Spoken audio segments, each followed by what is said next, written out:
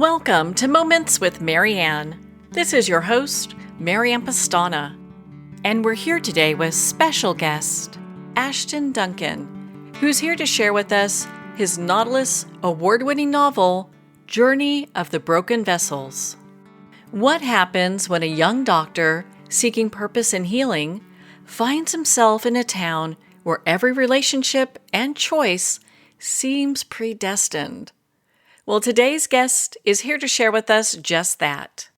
Ashten Duncan is a Native American writer, board-certified family physician, and researcher originally from Oklahoma. He holds a Bachelor of Science in Microbiology, Master of Public Health, and Doctor of Medicine from the University of Oklahoma.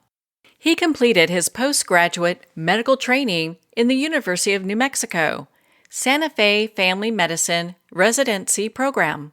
He has authored dozens of research articles, essays, op-eds, poems, short stories, and other pieces in publications like Scientific American. Dr. Duncan serves as core faculty for a rural family medicine residency program at a federally qualified health center. So welcome to the show, Dr. Ashten Duncan. Yes, thank you so much for having me today. It's a real honor to be able to talk about this book. It was about 9 years in the making before I finally finished the manuscript, got everything off to editing, and I'm just really proud of what it turned out to be. Well, people are just loving this book. It's such a page turner. What inspired you to write this book? Yeah, so the big thing that really inspired this book was being able to tell the story of what I went through with my family medicine training. I originally started this the idea for this book as a story about an artist trying to capture perfection in an imperfect world. Based on my wife's work, but I never really could get traction with that idea because I was trying to tell a story that wasn't mine.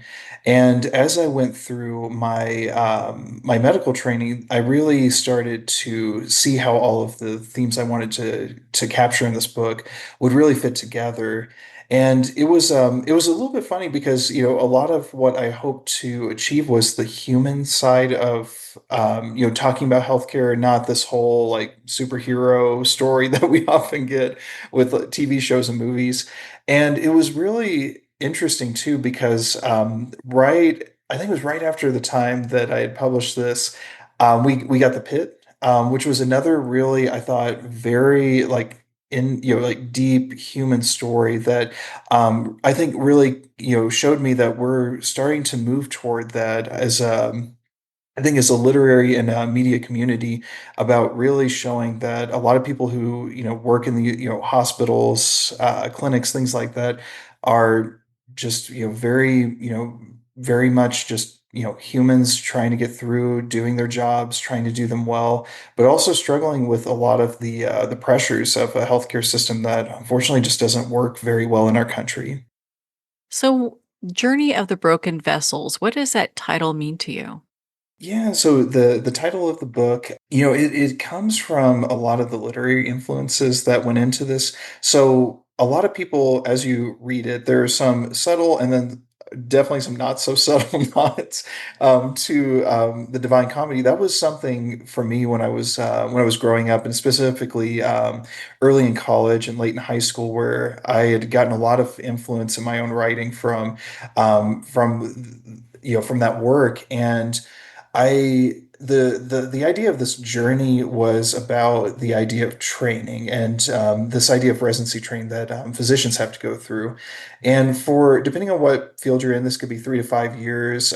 For some, it's longer, if you're pursuing additional training. And it really is a time where you are very much locked in. There's not really a lot of flexibility. There are not a lot of instances where people can easily move from one training opportunity to another, which is something that's reflected in a lot of medical students as they're going through their training or going through their education and getting to the point where they're applying for residency programs. So at the beginning of this book, we're introduced to our unnamed narrator who kind of signs kind of in this red ink, this kind of like, signing in blood, to this commitment to this training program that he's found himself in. And in a lot of ways, that's what it feels like. Even if you're really excited about the opportunity to pursue this training in your specialty of choice, there's still a lot of uncertainty. There's still a lot of fear, I would say, and what's going to lie before you.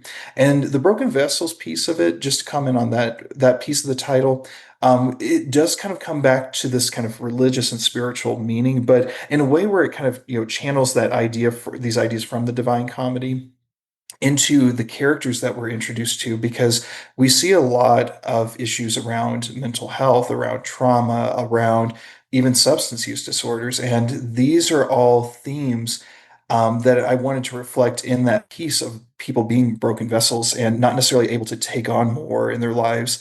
And without giving anything away, there is a moment in the story where we do find one of our characters who does shatter, that she was a broken vessel that could not, cope with a lot of the pressures she was under, and pays the ultimate price. And so that's where that title comes from.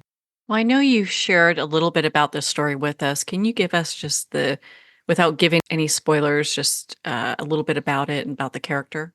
Yeah, so we kind of had started talking a little bit about the beginning. So, a lot of where we go in the story is that after we're introduced to our narrator, we're going through the story in a first person perspective, and seeing through the eyes of this new family medicine resident who is introduced to this very very idyllic town called Freedom Bay. And a lot of a lot of the way the story progresses is around the relationships that the narrator has with other people. So very early on, we're introduced to a character who is represents some definitely some people in my life, but a very very like very good-hearted, very good-spirited person who can who provides kind of a lot of support for the narrator later in the story. As we go through, we're also introduced to two other characters who become part of this four-person, social unit. I would say, they're friends together, but they're also colleagues. They're also supporting each other through these really, really trying times as they go through the rest of the story. And as things play out, we're introduced to characters who represent mentors for our narrator, who represent the people who are going to form the foundation of this really challenging experience. And a lot of the scenes that play out in the story are not entire works of fiction. I really integrated a lot of my own experiences in my training to tell the story. That's why when we get to some of the more heart-wrenching parts and we get to the more tense parts of the story, a lot of those are very real. So I wouldn't even call them pseudo autobiographical. I would say just truly like there are these autobiographical elements that come out in telling the story from the narrator. And there is a message as we get closer to the end about how we can come around from experiencing trauma, how we can come around from dealing with the pressures of our modern world, and hopefully come out on the other side a little less broken than where we started. Well, there's so much when you really get into the medical residency part that's so vivid. I could see where this is drawn from your own personal experience. Yes, and it's in some ways too, I think without giving anything away in the book, I think there are some parts that might seem a little, even too extreme to be real, because we kind of have, all kind of come along together in this world of medical dramas that can overplay their hand a little bit and sometimes overstate the experiences that people have. But they're there's a lot to draw on. And to give a little bit more background about myself, I did all of my training out in New Mexico. And so For some people who are familiar with the state, you may start to recognize some descriptions and some settings that actually might sound very familiar because they probably are. I will give one little teaser for people who are looking for it.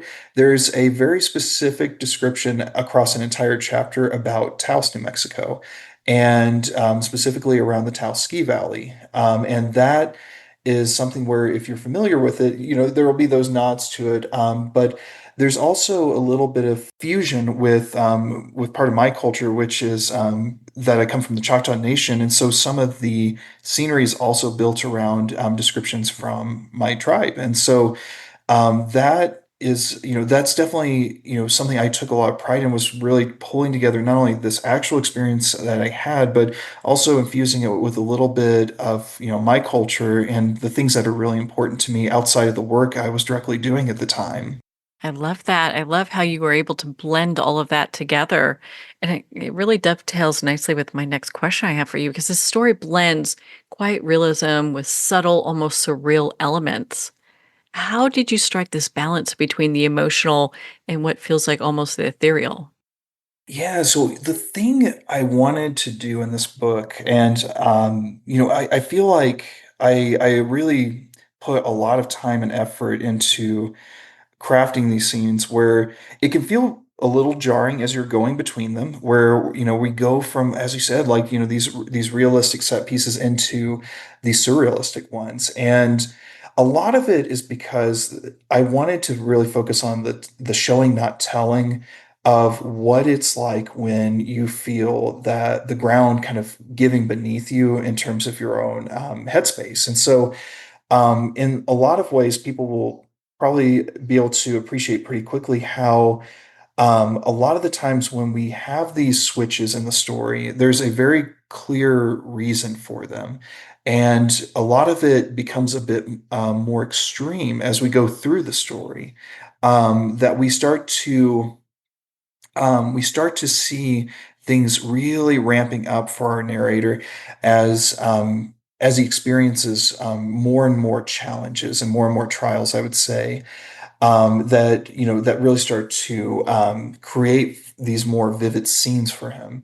Some of this is captured, through the framework of dreams and nightmares, but a lot of it is not really clear, and that was very much my intent, was to kind of leave you to interpret what is really happening, because there are some questions toward the end of the story about what is real anymore and what is not, and a lot of a lot of what I wanted to do in the storytelling was to make it very progressive. So that way you're on the journey with this narrator together, but also maybe finding yourself reflecting more deeply on your own experiences as you are introduced to these more surreal elements.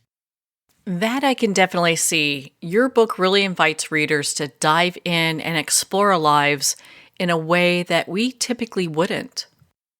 Right, and I really appreciate you saying that, because that tells me then that what I set out to do, was accomplished. Is that you know it's not necessarily, the most comfortable story to go through, but I think in a lot of ways we have found ourselves in recent years not really living the most comfortable lives and not necessarily having the most comfortable moments with ourselves.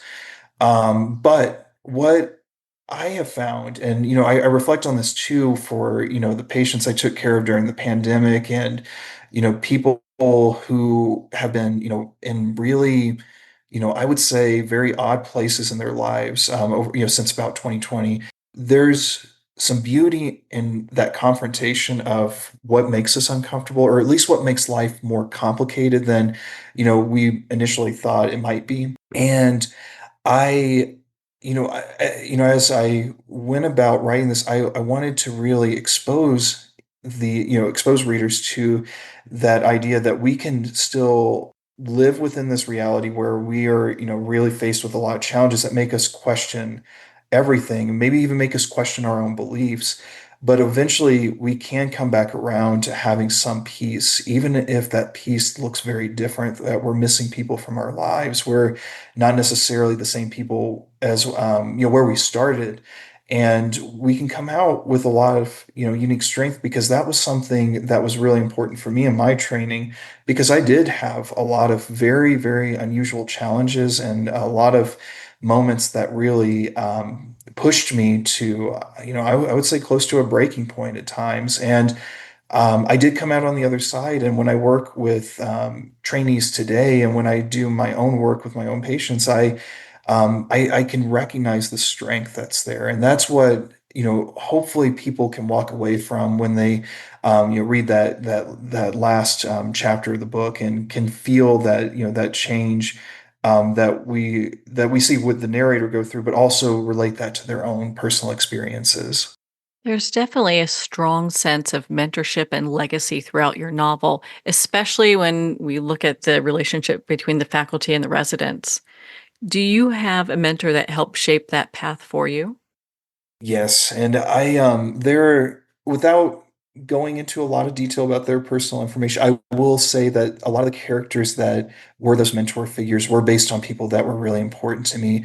I think, depending on what part of my work we're talking about, I can point to sometimes, one, two, maybe even three different people that were my mentors, and that really helped to shape the work I do and the way I approach my day to day. And I think one of the important characters, which I'll mention him by name, is Dr. Altimer, does show up in different ways throughout the story. And without giving away some of our ending, there's a power, because when I was going about naming his character, I like this idea of keeping to the Italian influences that were really kind of the underpinning for like a work like the Divine Comedy, but also to highlight something symbolically, because we have high wall, or the high walls of this character that when we're with a mentor that's really influential, there's this kind of protectiveness, but I would also say this feeling of being kind of larger than life. And in the story, what we find is that we see a transition within our narrator around going from somebody in training who feels like he is surrounded by people who are larger than life, to becoming someone who's very much like in that same vein as their mentors, that that you become the person you aspired to be all along. And it that experience for me was really a surreal one, not necessarily in the sense of the surreal imagery we were talking about earlier, but more just like having this feeling that, wow, this person that seemed like a giant to me, I now can look them in the eyes, that there's just someone that I can still admire, but I can also channel their example through the work I do now. And that was huge for me in my training. And in the story, I hope to, really communicate that idea of what it can, feel like for people to finally, get to that point where they're able to pay it forward, and able to become the mentor that they always appreciated during their training. Well, your book, Journey of the Broken Vessels, is such a great read. It's easy to see why it's a Nautilus Book Award winner. Where can our listeners, Dr. Duncan, connect with you and be part of your community and learn more about your work? Yeah, so if you all are interested in connecting further, I'm always happy to discuss things further, or to share ideas I have. So I do have a website that people can connect through, and that's ashtenduncanwriting.com.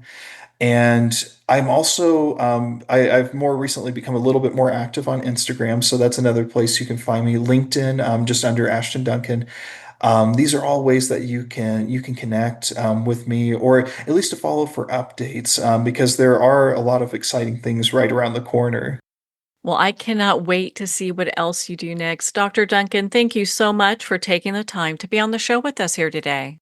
And thank you so much for having me. This was a real pleasure, a real honor, and I am looking forward to every step along the way, and continuing to share my work with others.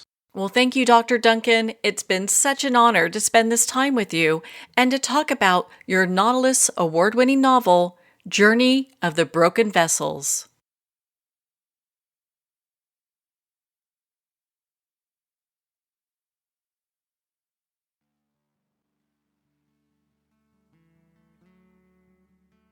Well, we're at the end of our time today. I'd like to thank everyone for tuning in.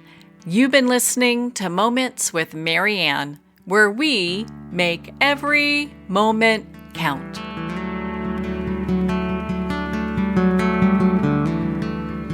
In a single moment, your life can change. Moments with Mary Ann is a transformative hour that covers an endless array of topics with the best of the best. Her guests are leaders in their fields, ranging from inspirational authors, top industry leaders, and business and spiritual entrepreneurs. Each guest is gifted and a true visionary, a recognized leader in her own work, and while teaching others to develop, refocus, and grow, Mary Ann will bring the best guest and sometimes a special surprise. Don't miss this. You never know just which moment will change your life forever.